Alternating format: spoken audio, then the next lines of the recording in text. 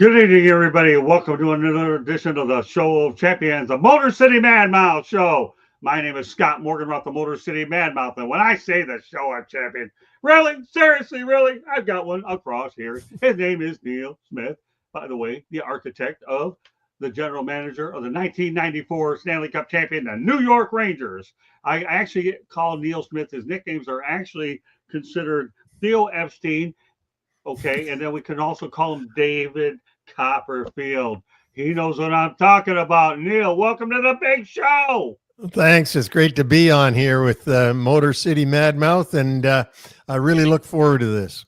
We're going to have a blast. If you can't have a blast on this show, then I must be wearing the dunce cap. And no, I'm not, because I've had a lot of big names on here. You're just the latest, and certainly looking forward to doing a lot more broadcasts with you for sure, Neil. And some of those little surprises of Detroit you threw at me are even beautiful as well. But before we go into some of the topics, Neil, I want you to talk about your wraparound podcast and what you do with that particular show.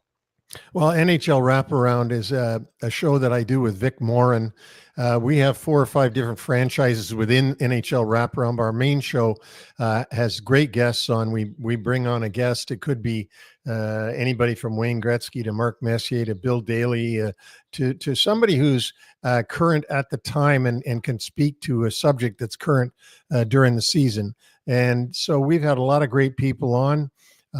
You can check it out on NHLwraparound.com.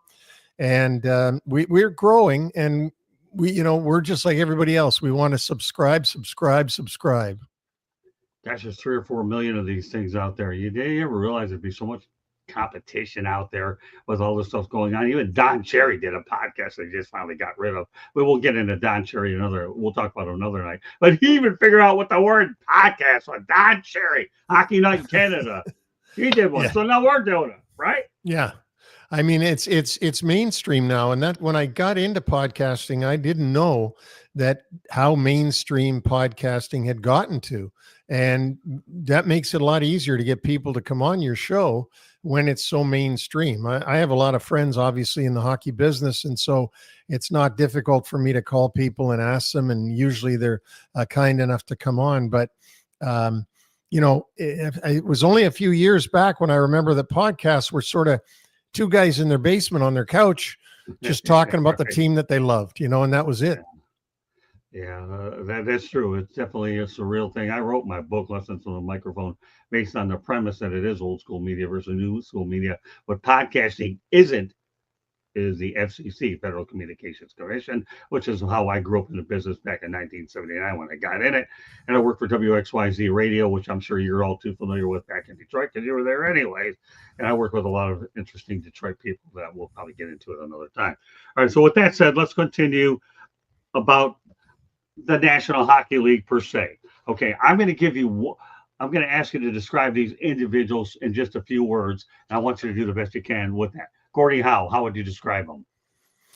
Oh, the greatest power forward, skilled player, and yet vicious. He could beat you in the alley, and he could beat you on the ice. He was certainly the start of what we coveted in the league, which was guys that could not only take care of themselves, take care of their teammates, but score goals and get assists and be a leader. He was the whole package. Wayne Gretzky. And now this is a 2-part question. But give me a description how you describe him, and I'm going to hit you with a follow-up, all right? Yeah, Wayne Gretzky's a guy that's was one of the first players that I ever saw that instinctively knew spatial awareness better than anybody else. He knew where everybody was around him. He knew where to go. He knew where the puck would end up going. And he just had an awareness on the ice that nobody else had. And I saw him play in Hartford one night when he was with Edmonton. I was scouting the game, and I wrote on my report that it wasn't even fair when he was on the ice because there were so many scoring chances for Edmonton. He was just a machine, and the greatest offensive player certainly in my lifetime. Okay, second part of the question: does he set scoring records in the old NHL? Because you know how well that was a brutal league. It really was. When you had the original 6, the 12 teams, and the physicality was just unbelievable. Me personally, I've always thought he doesn't get that many points, but I'm just an outsider.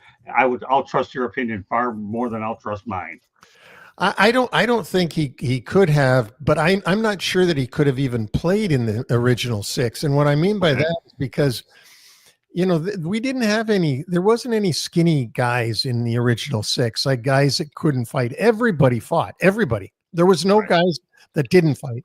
And Wayne came into the league, and I think he got in one fight in his career, if I'm not mistaken, with Neil Broughton one night. Um, but he was a guy that was protected by Semenko and Messier and others on the Oilers, and Right. could go about and do his magic.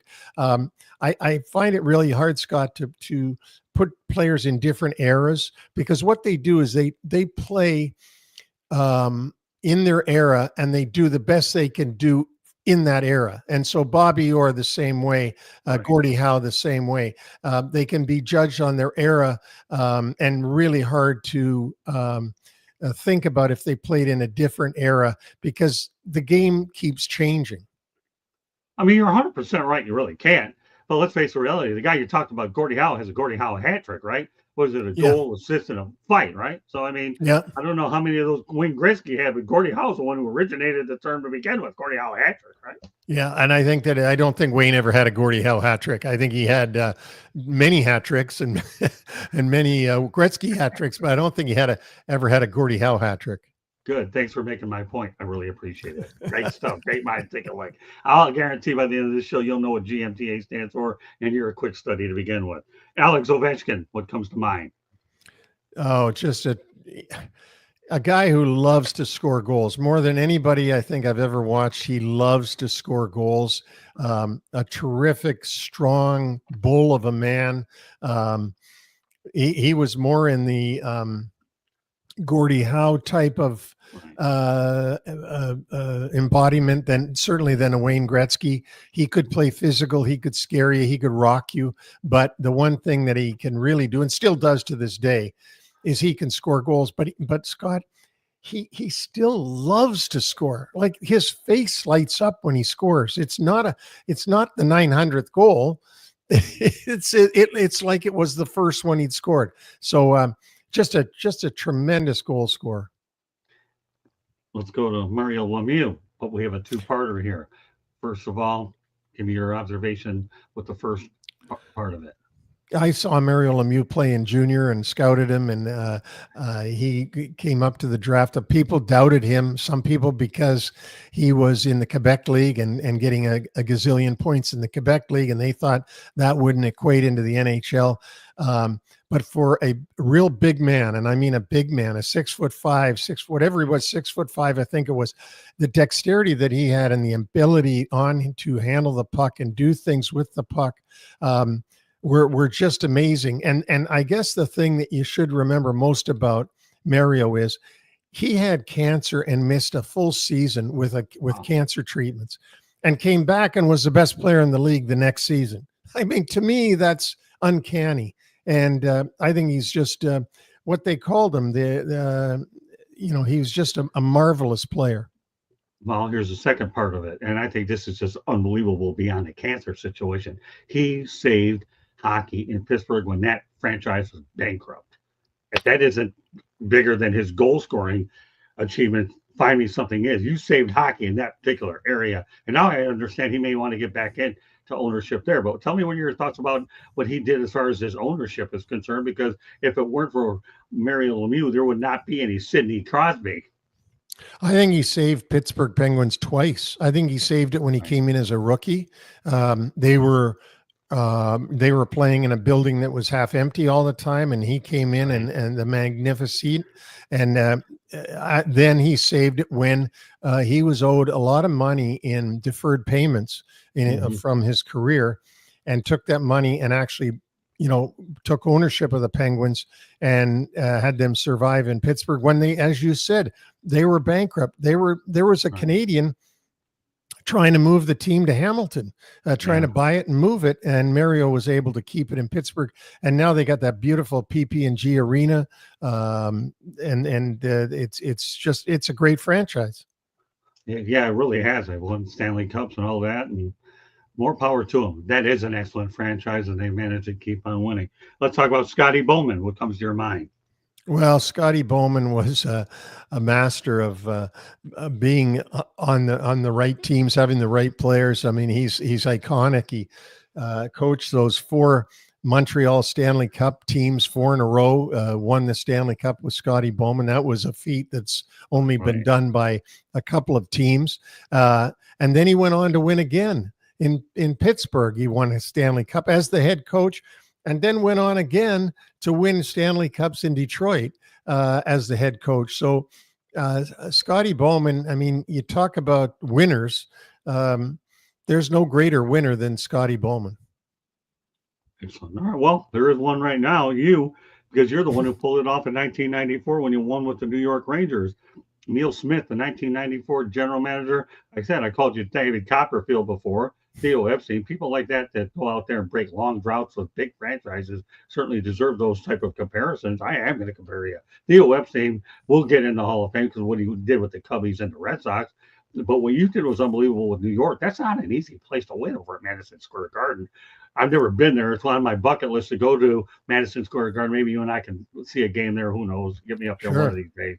I'd love to go up there just to see one hockey game, hang out with you and Kenny Albert and even you. But tell me what it was like to construct that team. And you had Mike Keenan, who's probably one of the most challenging coaches to work with. I don't know if that's politely saying it, but you managed to win it with Iron Mike. Yeah, well, I was there 11 years, and during my first 4 years, we were building towards trying to being a winning franchise and trying to change the culture of the Rangers. And we were able to do that. And one move that completely changed the franchise was Mark Messier. Right. Came in and completely turned the thing around. His leadership was unbelievable.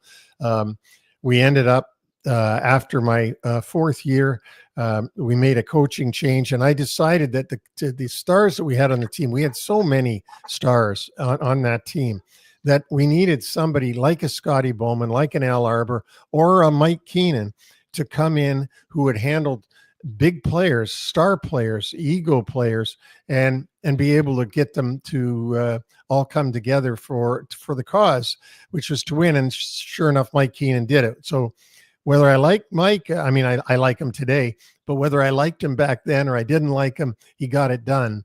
And that's really all that I wanted at the end of the day. Well, the reality is you won the President's Trophy, and that's a tough. Now, when teams win the President's Trophy, they're not necessarily guaranteed they're going to win the Cup. But you proved that you were the best team all year long, not only in the regular season, but also in the in the playoffs, because you managed to pull off the double, winning the President's and the Cup and the Stanley Cup. How proud of you are you with that particular accomplishment? Well, we won two President's Trophies. We won it in 92 and then again in 94. And then, Right. as you said, and then we're able to put the cup on top of the President's Trophy in 94. I'm very proud of that. It's a great accomplishment. And this year, the last year, the President's Trophy was the Rangers, if you remember. And then this year they completely fell apart. Right. This year's President's Trophy team was the Winnipeg Jets, and Winnipeg wasn't able to get past the second round in the playoffs. They went down. It's, what I compare it to, Scott, is it's like running short races, the hurdles, Right. and the sprints. You run a marathon all season long. It's a long marathon. You keep going. Now, if you win the marathon, you should be really proud of yourself, right? You've gone through Right. this exhausting 6 months of hell. Now, all of a sudden they tell you, okay, good. You won that. Now let's start the sprints. You got to sprint. Can you beat these other guys in a sprint? Because you got to win 4 games out of 7. If you lose 2 and you lose 2 more, guess what? That marathon doesn't matter anymore. All that matters is these sprints. And so they're 2 different events, completely different events. And to be good at both is really hard for a team. Let me tell you, Neil, I've always thought that Stanley Cup's the toughest trophy to win in all of sports.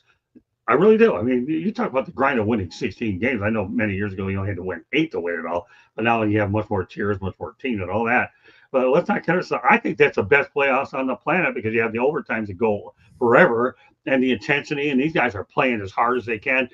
In fact, Charles Barkley went on record said that one of the reasons that he likes hockey is because there's no load management.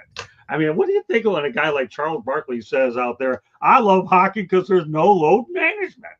Yeah, I think it's great that he would say that. And I think that hockey is a totally different sport than his sport, than basketball, where it's totally different, the way the players are treated, the way the players act, the way the players function.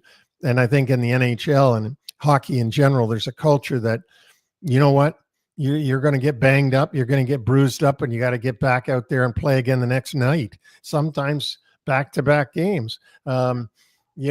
Baseball plays every day all season long almost, but they don't get banged up and hit into the boards and knocked over and all that. They get injuries, but they don't get the type that hockey gets, and they don't play with the physicality that hockey plays with. So yeah, I agree with you. And I think it is no load management is the best way to put it, because there is no, you got to just manage to play every game.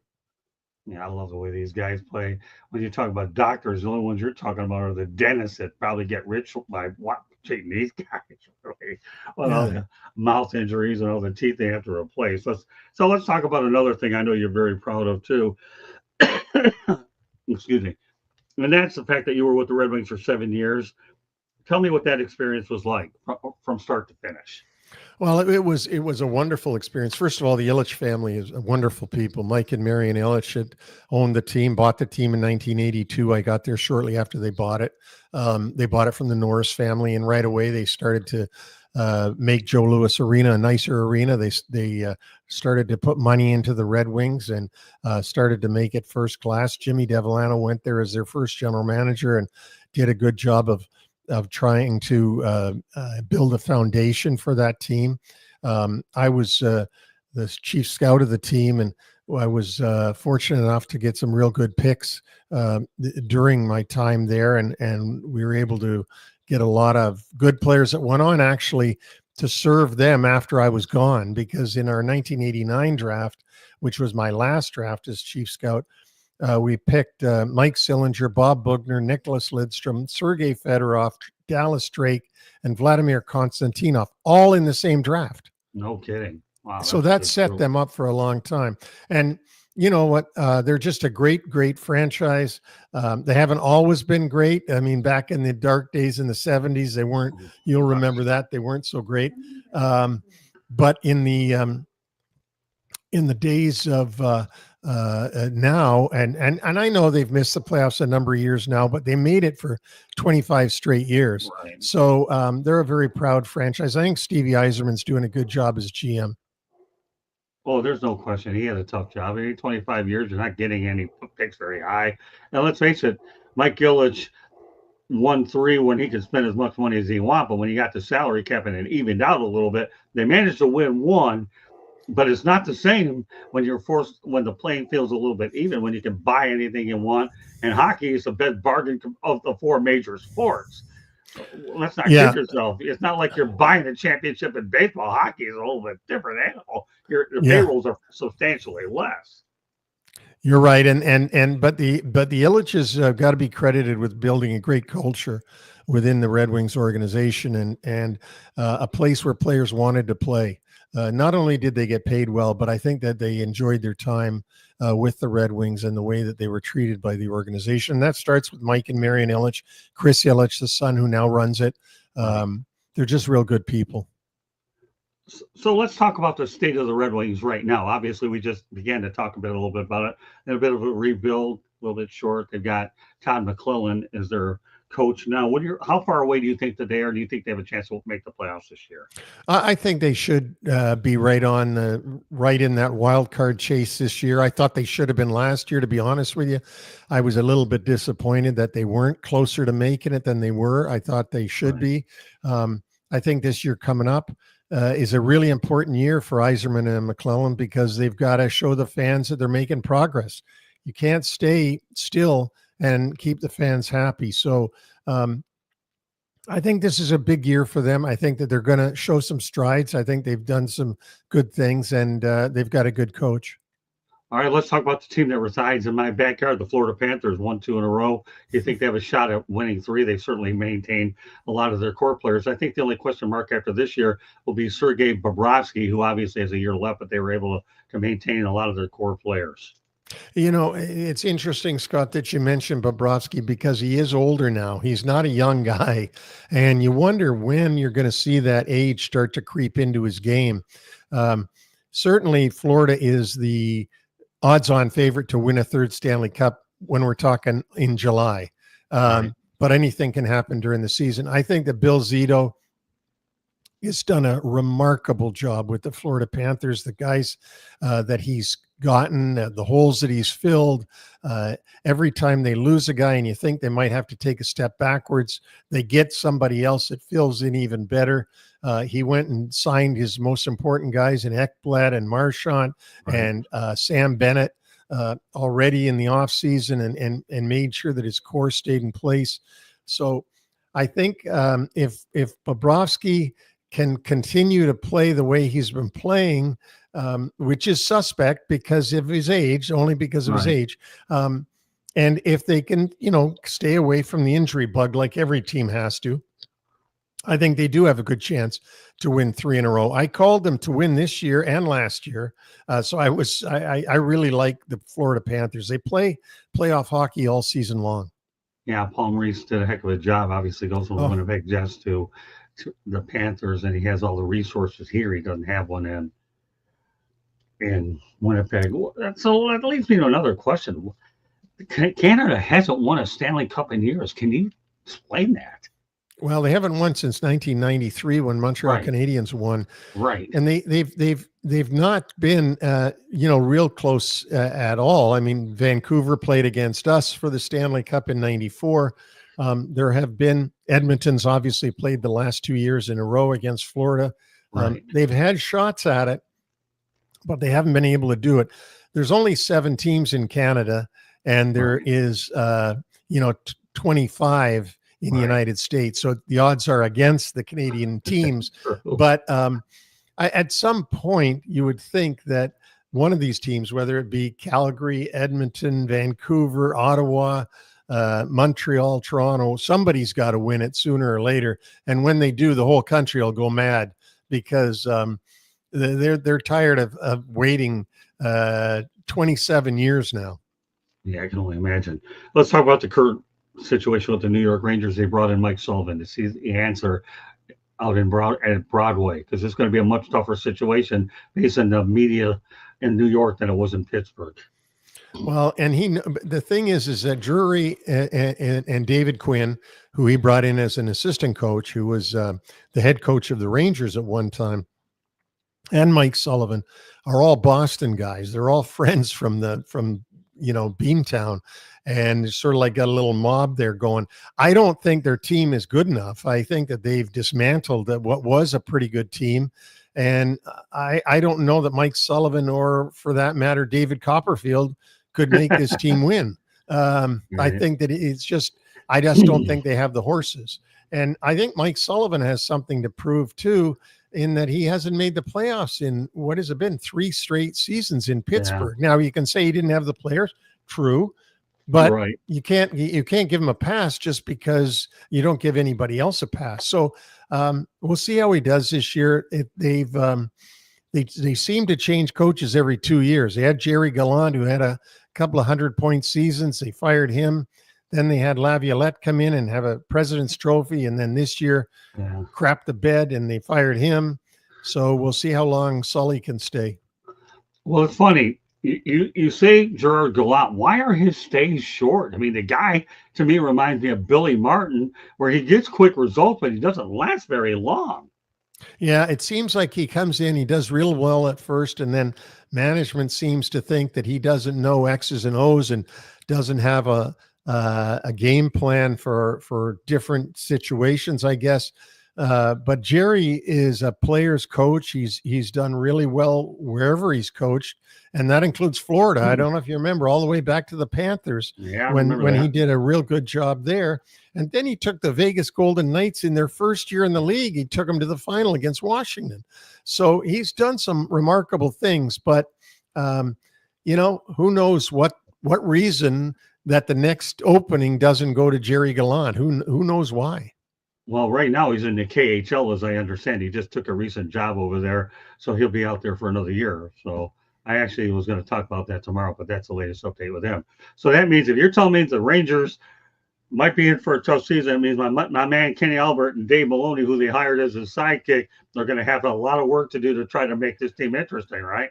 Yeah, they are. But Kenny Albert's such a great voice, and his dad was obviously the best, and his uncle as well. I mean, all three of them had great calls. Dave Maloney's been doing it for a long time. The captain, the old captain of the New York Rangers, and certainly is well heeled in knowing the game.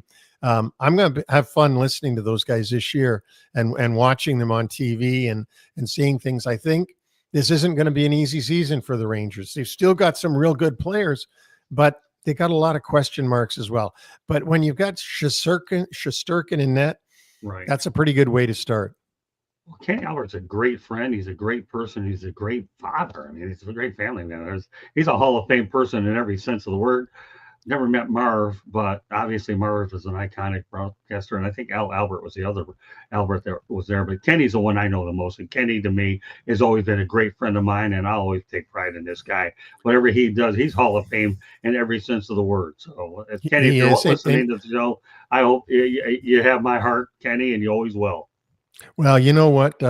Kenny was on our podcast, and I said to him.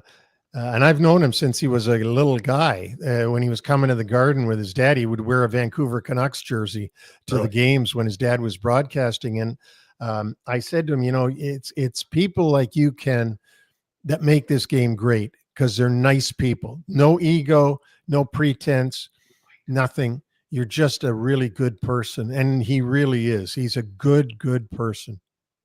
Well, things are flowing so well. Well, it's time for a station break. Katie Ebling, come in here. Please give it to us. The South Florida Tribune Publishing Company published a book, Lessons from the Microphone, Tuning into the Enduring Wisdom of Visionary Leaders. It is written by our host, Scott, the Motor City Madmouth Morganroth. Talks about his 40-plus years in the media business and how it has evolved and changed. Old school media versus new school media. Get your copy today. Available on Amazon, Barnes & Noble, Kindle, Google, and Apple Books. There's also a link on our website, www.southfloridatribune.com, where there is a plethora of great content. Go check it out. If you like to listen to podcasts, you can find us wherever you get your podcasts. If you want to advertise, call Scott, 954-304-4941. If you want to be a guest or have topic ideas, you can always email us at southfloridatribune@gmail.com. Thanks, Scott. Thank you, Katie. Well, you know what? I know we both have a history of this sports. I'm going to take you back a little bit in time. How's that sound? Okay. That sounds great. I love history. Oh, do you? Well, I'm going to give you a good one here. Ready? July 10th, 1957. We're going to revisit the trade that Detroit made with the Boston Bruins. Terry Sawchuk, Johnny Busick. Unbelievable trade, wasn't it? Both sides? Wow. Yeah. I mean, you're talking about two iconic guys, a captain of the Bruins for many, many years, number 9, Johnny Busick. One carried the cup around Madison Square Garden when they beat the Rangers in 1972. And of course, Terry Sawchuk, somebody that, if you talk about iconic goaltenders in the history of the game, Sawchuk is right up there with the Glenn Halls and on and on. So I mean, those are Hall of Fame first ballot players. And by the way, a little bit of information on Gallant. I did a little bit of research on this here, and that being the fact that we know he's 61 years old, but he's now the next head coach of the Coolin Red Star of the KHL. There he is this year, Jerry. And the one thing I remember about the Gallant situation with Florida is they unceremoniously let him go, and he had to take a flight back, didn't he? Well, it was worse than that. They told him Was it? they let him go at the Carolina Hurricanes building, and Really? told him to take a cab back to get his stuff from the hotel. And he Really? went.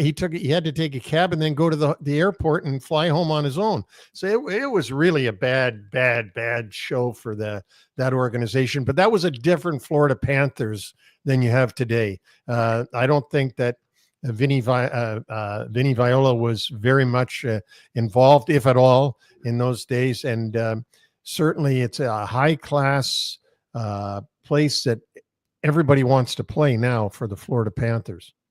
All right. My co-host on Sports Rep is Mike Santos, and down the road, I'm looking forward to you and I and Mike doing the show together. What are your thoughts about my co-host Mike Santos?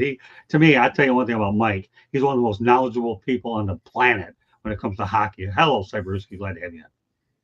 He's very knowledgeable. He's been in the game a long time. He's seen a lot of things. He's very observant, and he's a fun guy to talk to. I got to tell you, Scott, to make you laugh at this one, when we had him on our show, I said to him, I said, Mike, I said, you don't have any relatives on Long Island, do you? I said, that George Santos guy, is he your brother?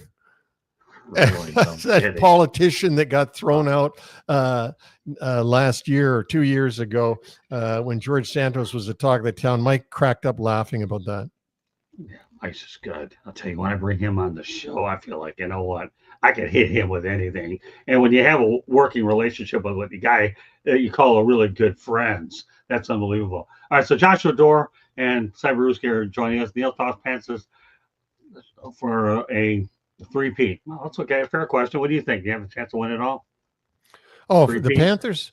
Yeah. The Panthers have a great chance to win it all. They're the number one favorite right now. But as I said, I think that we've got to think about the age of Bobrovsky, and can he keep going the way he's going? And if he can't, who does it for them? And then, it's really hard to win 2 in a row, let alone 3. And that's why we haven't seen anybody win 3 in a row since the Islanders won 4 in a row. Well, there you go, Josh. And Cyberusky given 80% chance. I don't know, but Bob is in his prime, but he's getting older. Goaltenders generally do. I think the goaltending really, as far as I'm concerned, Neil, is probably the only question mark I have with him because of his age. Otherwise, the rest of the club looks pretty good. I know Matthew Tkachuk's going to be out a little bit at the beginning of the year. It's better he's out at the beginning of the year than later in the year anyhow.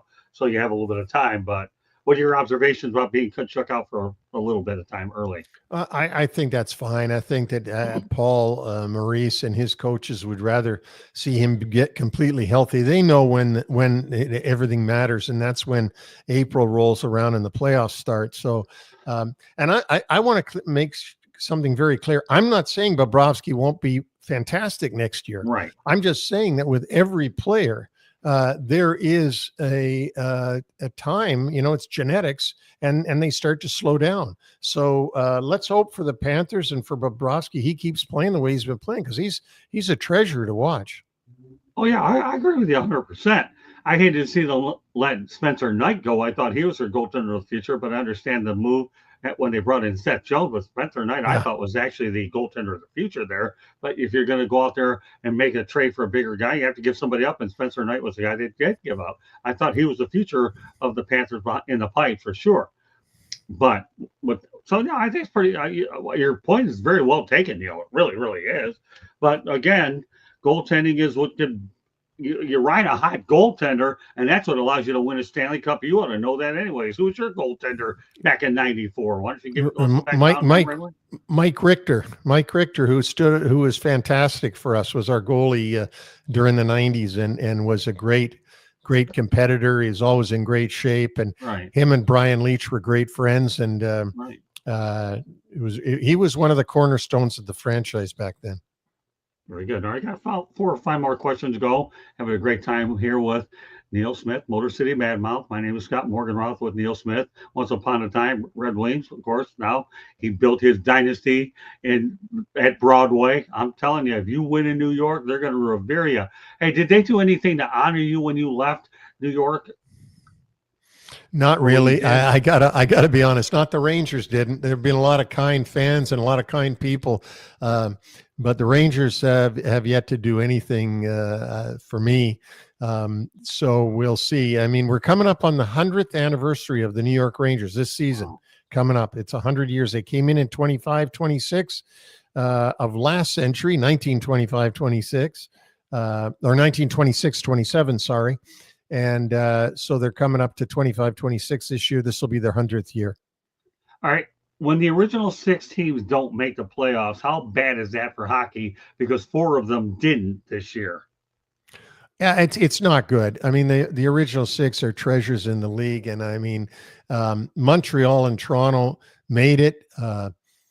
Detroit, Chicago, Boston, and of course the Rangers didn't make it. So it's odd, the 2 Canadian teams from the original 6 made the playoffs, and the 4 American teams from the original 6 all missed the playoffs. And it's odd. It doesn't happen that often. But there has been, I think I looked this up. I think there has been one season when all 6 missed the playoffs.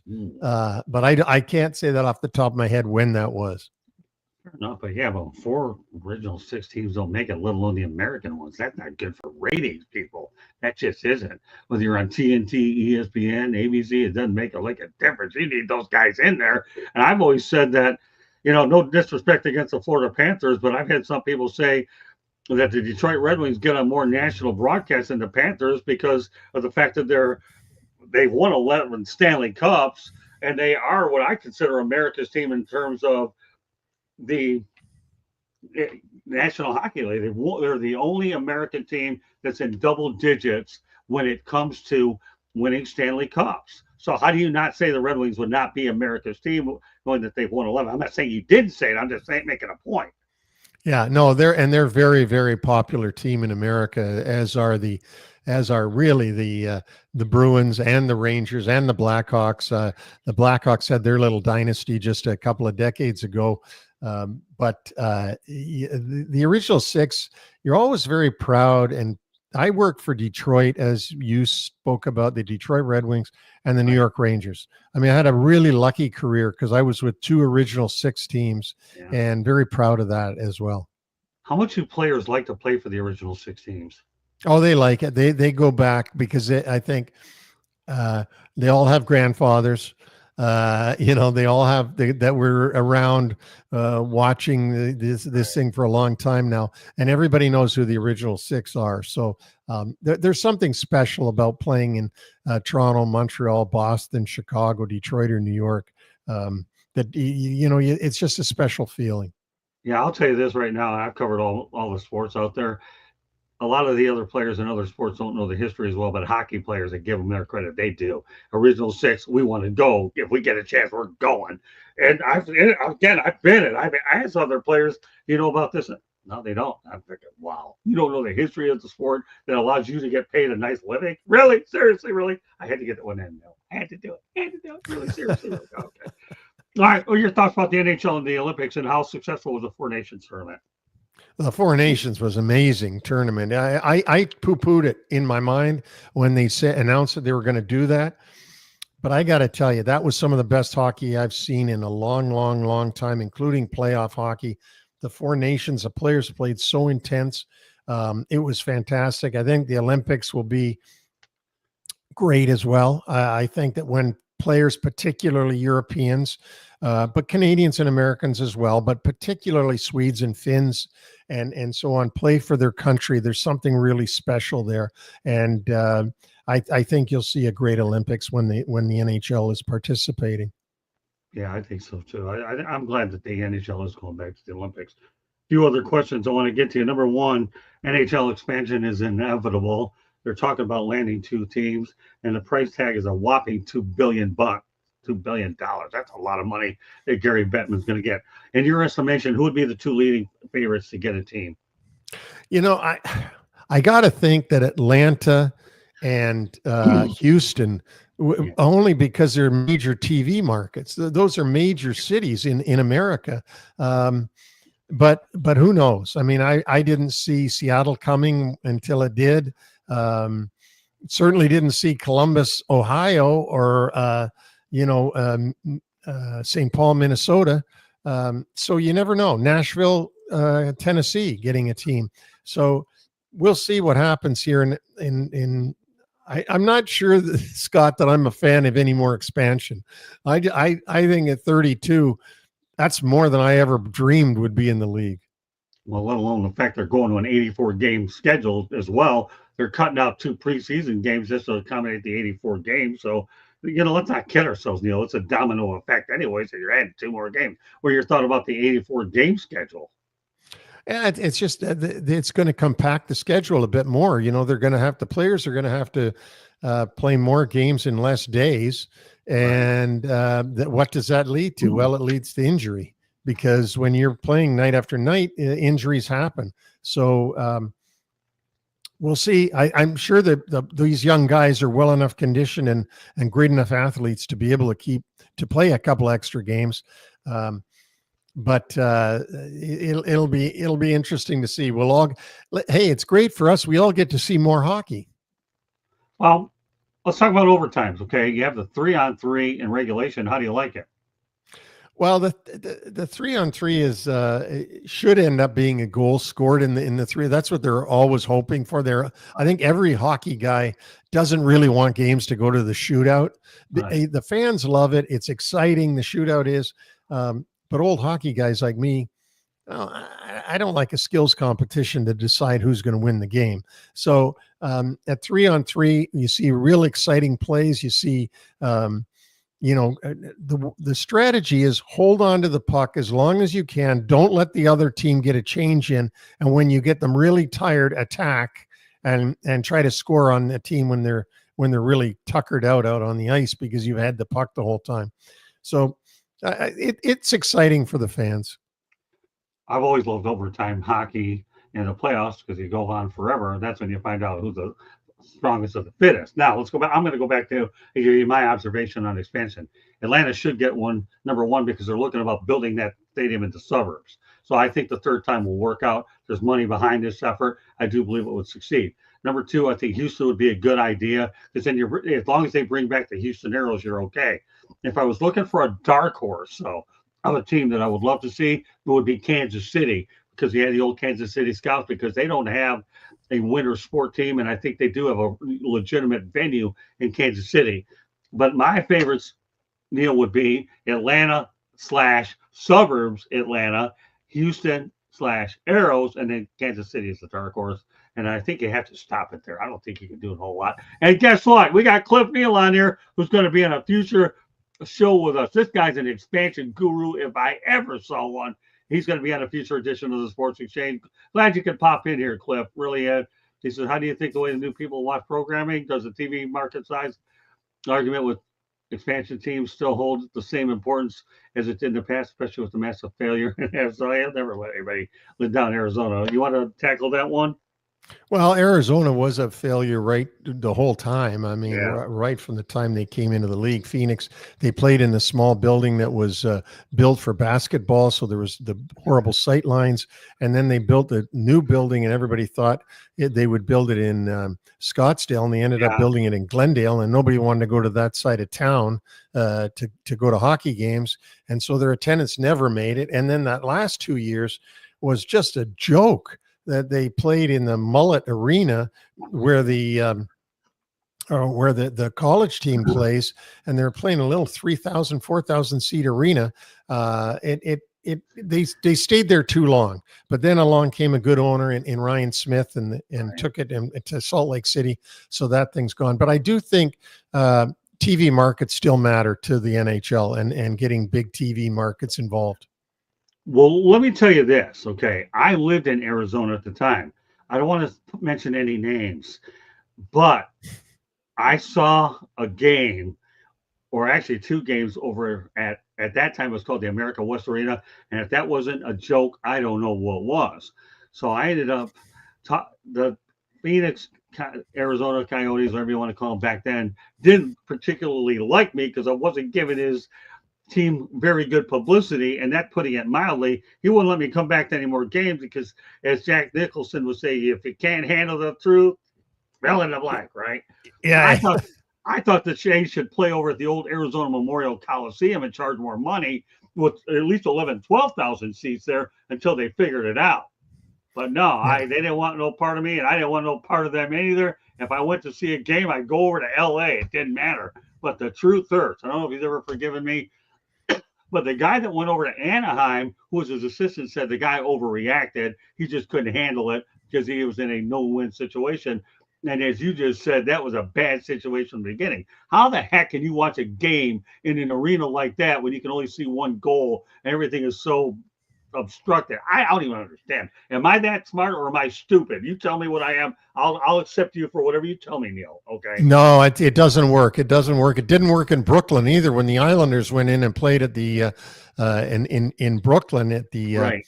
The building where the Nets play, Barclays Center, and they had bad sight lines in that building and ended up, luckily for the Islanders, in a brand new, beautiful, state-of-the-art building in Belmont Park called UBS Arena. So, no, you're absolutely bang on. If you don't have good sight lines, you got to see the game develop. That's what everybody needs to see, is how the game develops and how the puck moves through the different zones and how plays develop. If a PR guy doesn't want me back because I'm telling the truth that the arena stinks, I'll live with it all day long. And one reason I said that is even the press situation wasn't very good up there in that arena. You were in there, right? You know that was horrible. Yeah, it was. It was a long time ago since I was in there, but yeah, it wasn't a good thing. By the way, Matt Tkachuk's dad was playing for them at that time. Keith Tkachuk. He was on the Phoenix Coyotes. Yeah, in fact, I remember when over at America West Arena, Neil, it was called there, they had his billboard up there focusing on the guy. I remember Keith Tkachuk real well in terms of how they marketed him there. You're great about that. So, yeah, no, I get it. It's just a bad place. And the guy with Anaheim, who was assistant, said, because I ended up bumping to him at a Wings game at the Joe against Anaheim. He said, Scott, you're okay. He was just upset. And let's face it, everybody was piling on. He just didn't want me back. I want to go back. So you know what? I went back to that arena when the Phoenix Suns played. Now I realize I'm in a real legitimate arena. It wasn't called hockey. I don't know what it was called, but it wasn't that. All right. Well, we got one more question we're going to get you out of here on. Having a good time, by the way. Joshua Dore has a question. You know anything about Kyle Podwika? I don't. Okay. Kyle, no, I don't. I'm sorry. Okay, no problem. So having a good time. Am I making an idiot? Yeah. No. This is great. Time is flying.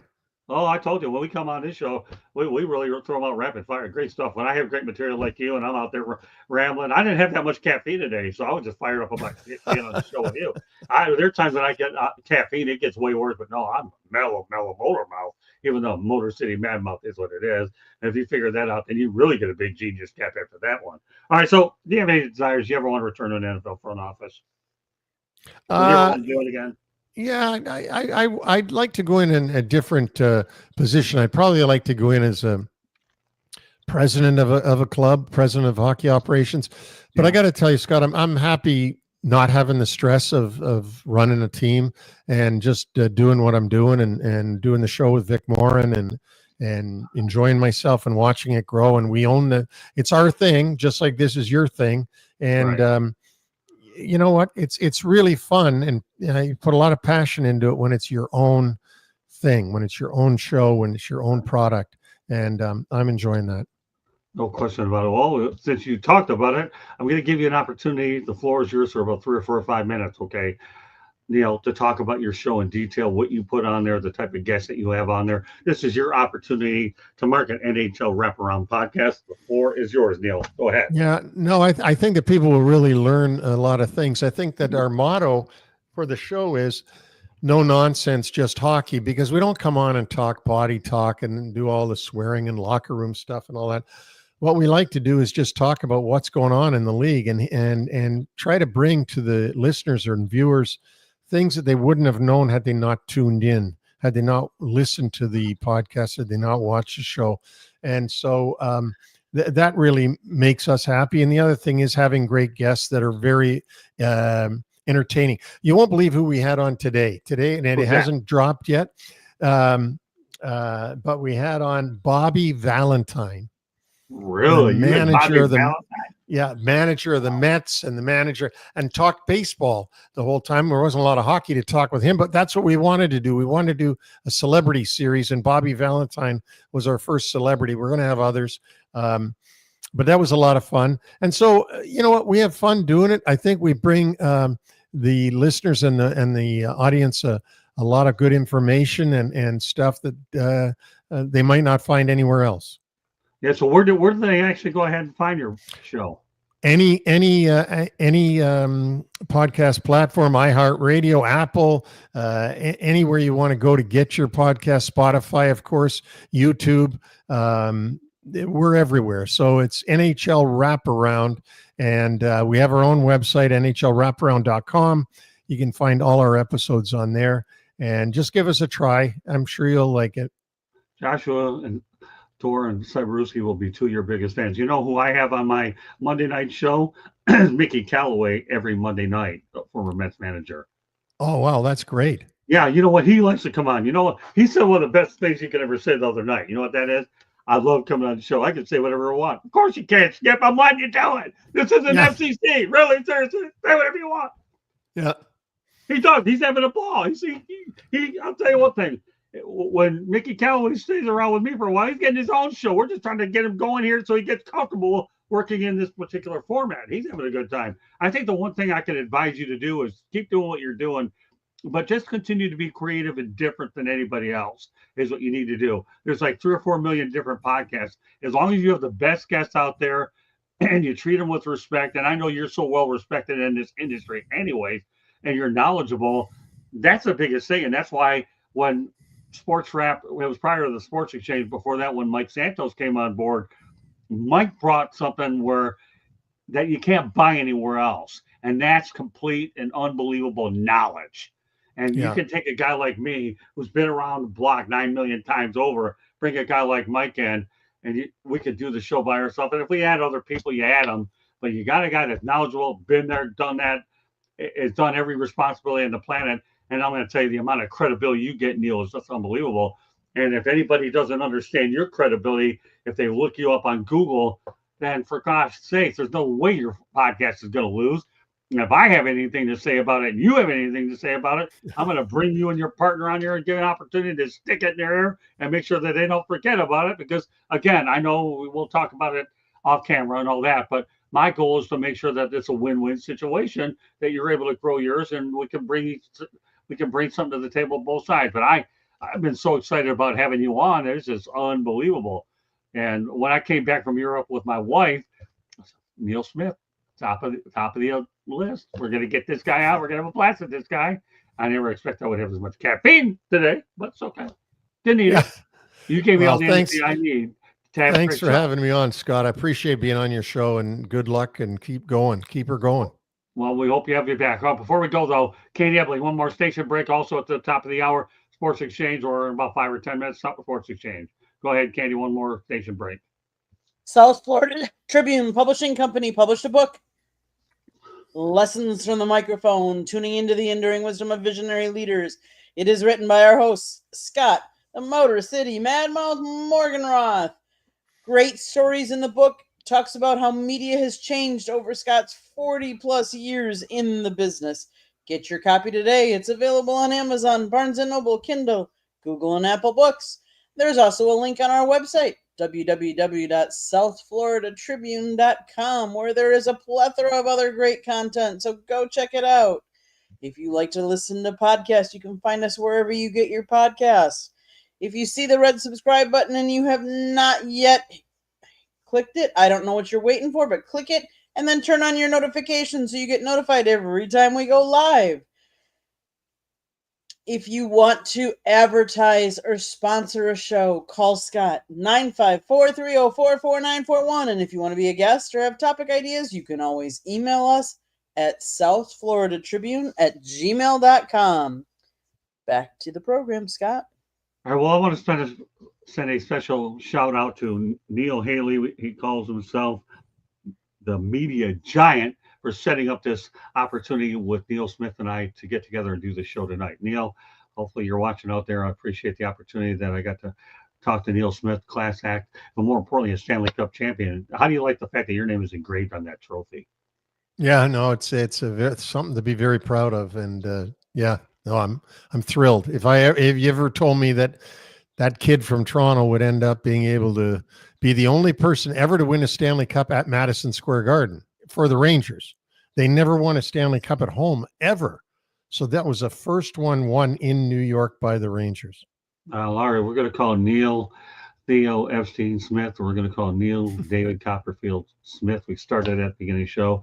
And of course, the Red Wings for many years had a good GM in Ken Holland, who was really good too. He's done a good job as well. But you know what? What you did in New York is nothing short of outstanding. And for you to be revered and have your name on the Stanley Cup, you are a champion in every sense of the word. And I am so glad that you came on the Motor City Madmouth to tell your story and talk about some great hockey topics that we were able to get out there. If they hear it from you, and I say this, I don't just say it just to be nice. I know how credible you are. I did my homework on you. More importantly, I was a beneficiary of a lot of your work because being a Red Wings guy covering them from a lot of years, I did. I mean, one of my favorite PR guys there was John Hahn. I don't know if you remember John Hahn. Oh, John sure. Hahn was one of the greatest PR guys I've ever worked with. So I know a lot of the same people you do. And now that I have your number and all that, we get together and talk a little bit more. And since you look, then I look forward to meeting you at some point. But it's just so cool to do this. It really, really is. Yeah, and no, it's great. I'm just so glad we made it work out. So meanwhile, on behalf, this concludes this edition of the Motor City Madmouth Show. On behalf of Neil David Copperfield Smith, or Neil Epstein Smith. Sorry, I had to do it one more time, Neil. I'm sorry. Yeah, that's okay. This is Scott Morgenroth, Motor City Madmouth. Thank you for joining us. We'll see you on the next edition of Motor City Madmouth Show. Good evening, everybody, and thanks everybody for participating in the chat room. It's been a great show. We're looking forward to doing a lot more. And Neil Smith, no matter what happens tonight, you made a good friend here. I've always admired you. Now I admire you even that much more. Thank you, my friend. Thank you, sir.